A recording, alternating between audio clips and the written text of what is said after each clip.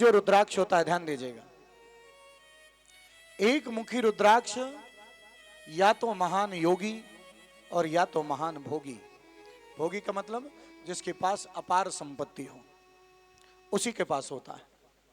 अच्छा, आपको जाकर्ता के, इंडोनेशिया के रुद्राक्ष बहुत मिल जाएंगे। अभी तो हमारे नागपुर में भी रुद्राक्ष की खेती होने लगी। एक यहां पर राजनगर में एक सीठा जी रहते हैं, जो कलमेश्वर रोड पे कई एकड़ जमीन पर रुद्राक्ष उत्पन्न कर रहे हैं। लेकिन यहां जो भी रुद्राक्ष होता है वो भद्राक्ष रूप में होता है। उत्तराखंड में भी रुद्राक्ष की खेती होती है, लेकिन वो भी भद्राक्ष बनता है। तो ध्यान दीजिएगा, रुद्राक्ष जो है, ओरिजिनल जो रुद्राक्ष गोलाकार जो मिलता है वो मात्र नेपाल में मिलता है। बोलो जय श्री श्याम। पहाड़ी एरिया है, लेकिन नेपाल में साल भर में मात्र 3 दाने ही रुद्राक्ष लगते हैं सारे पेड़ों में, एक मुखी। तो एक रुद्राक्ष कहां जाता था पहले, अब चाहे जहां जाता हो, पहले वो राजा के पास जाता था। और एक मुखी एक रुद्राक्ष भगवान शिव को, पशुपतिनाथ को चढ़ता था। और एक रुद्राक्ष एक मुखी वहां का जो महंत होता था, कहते हैं जब बूंदी के लड्डू बनते थे उस कड़ाहे में डाल दिया जाता था। जिसके लड्डू में वो एक मुखी रुद्राक्ष निकलता था वही उस साल का महंत होता था। हमारे भारत में इंदिरा गांधी को नेपाल के राजा ने रुद्राक्ष की माला, एक मुखी माला भेंट की थी, और उन्हीं के साथ वो भस्म भी हो गई थी जब उनका देहांत हुआ था। तो जानते हैं, एक मुखी रुद्राक्ष जो ओरिजिनल है नेपाल का, लाखों रुपए खर्च करने के बाद भी मिलना बड़ा मुश्किल है। हाँ, चंद्राकार जो होता है ना इंडोनेशिया जाकर्ता का, वो कहीं भी मिल जाएगा।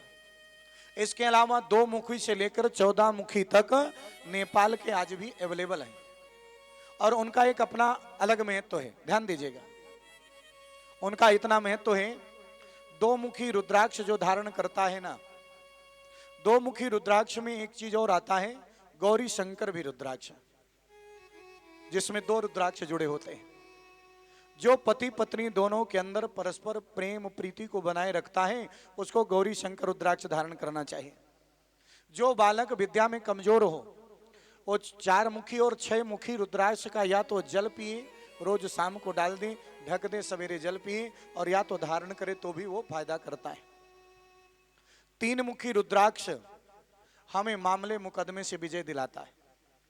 14 मुखी रुद्राक्ष किसी भी कार्य में विजय दिलाता है। कोई भी कार्य आप ठान लीजिए कि इस कार्य में मुझे सफलता मिलनी चाहिए, थोड़ा महंगा आता है, लेकिन 14 मुखी रुद्राक्ष जो धारण करता है शिवलिंग पर धारण करके, उसको हर हालत में कहीं पर भी विजयश्री जरूर दिलाएगा। बोलो जय श्री श्याम, क्योंकि वो हनुमान जी का प्रतीक है।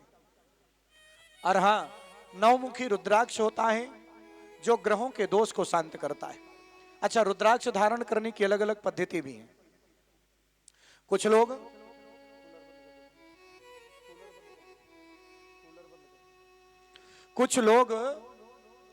यहां पर हाथ में रुद्राक्ष धारण करते हैं, कुछ लोग गले में धारण करते हैं, कुछ लोग शिखा में धारण करते हैं रुद्राक्ष।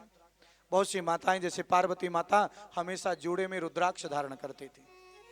और दूसरी बात, कुछ लोग रुद्राक्ष को अपने यहां पर धारण करते हैं। लेकिन ये इन स्थानों पर रुद्राक्ष कितना होना चाहिए, बड़े ध्यान से सुनिएगा। गले में जो हम रुद्राक्ष धारण करते हैं वो 108 दाने का होना चाहिए। बोलो जय शिव श्याम। और वो कहां तक होना चाहिए, यहां तक, हृदय तक। जहां पर हृदय होता है ना वहां तक होना चाहिए। जो कंठ में धारण करते हैं, कंठी रुद्राक्ष, उसका गले में चिपका होना चाहिए। बोलो जय शिव श्याम। और जो यहां पर धारण किया जाता है ना, उसमें 64 दाने होने चाहिए। बोलो जय शिव, ओ 32 दाने होने चाहिए। गले में जो होना चाहिए वो 64 दाने, यहां पर जो होना चाहिए 32 दाने, और यहां जो होना चाहिए जिसमें 16 दाने हो। बोलो जय शिव श्याम। लेकिन जो लोग चोटी में धारण करते हैं, जूड़े में धारण करते हैं, वो रुद्राक्ष सिंगल ही एक धारण किया जाता है। बोलो जय शिव श्याम। अब एक प्रश्न आता है, रुद्राक्ष कौन कौन धारण कर सकता है? रुद्राक्ष सभी लोग धारण कर सकते हैं, बालक, वृद्ध, माताएं, बहनें, सब लोग।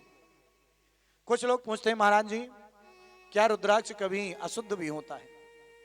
तो ध्यान दीजिएगा, रुद्राक्ष जब माताओं को शारीरिक धर्म का स्वरूप आता है उस समय रुद्राक्ष अशुद्ध नहीं होता।